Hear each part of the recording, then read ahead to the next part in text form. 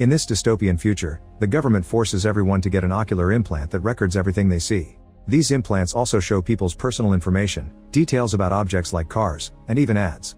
A detective named Sal is on his way to work but freezes when he sees Anon pass by because the implants don't have information on her. He thinks it's just a glitch and moves along. At the office, Sal is in charge of accessing people's memories to gather evidence and solve crimes. Today a father explains that his son is missing and hasn't returned his calls. Sal checks the database where the government keeps a backup of all of the implant footage. The son's last recording is sent to the father, and he's devastated to watch his boy self-delete from the top of a building. Next, a woman claims that a maid stole her bracelet from her hotel room. Sal checks the maid's recordings and proves that she didn't steal anything. After the woman leaves, it's revealed that Sal didn't show her the full footage. The maid did take the bracelet and used it to pay rent, so Sal protected her out of sympathy. The next case is a man who shot a person on the street and claims it was self-defense. There's even footage from a baby who saw everything.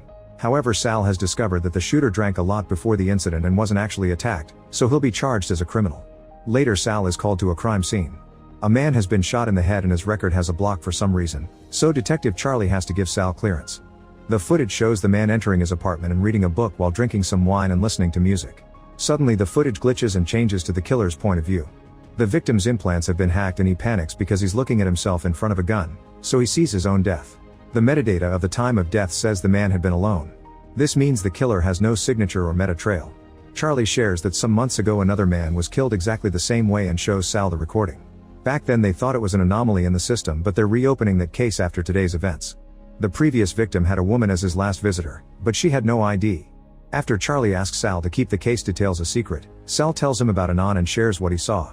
When Sal goes home he gets naughty with his girlfriend, but he can't stop watching Anon's footage during the act. To his frustration, the footage is suddenly deleted from the database. His girlfriend realizes he's looking at another woman while he is with her, so she breaks up with him and leaves. The next day the detectives meet with Lester, an IT expert. He reveals that the footage of the victim reading the book is old and the killer used it to replace the moments before his death. The music is covering up all the noises in the room, but Lester has managed to find the sound of a doorbell. This means the man had an unidentified guest. Both victims had part of their records deleted to get rid of humiliating or criminal memories, so the detectives conclude that they hired a hacker to do the job and the hacker later killed them. Sal points out that Anon matches the description of the last person seen with the victim and shares that his recording of her was deleted. He asks Charlie for a copy, but Charlie's is gone too. Moments later Sal and Charlie discuss the new information they've found. All the people who saw Anon on the street had edits in their records that removed her presence from the footage. Sal thinks she must have built an algorithm that automatically searches for her and erases her from the database.